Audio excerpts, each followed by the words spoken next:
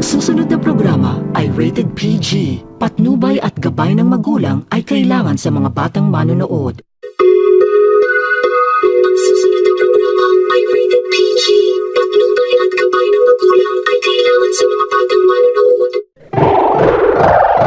Ang susunod na programa ay rated PG. Patnubay at gabay ng magulang ay kailangan sa mga batang manonood. Ang susunod na programa ay rated PG. Patnubay at gabay ng magulang ay kailangan sa mga batang manonood. Ang susunod na programa ay rated PG.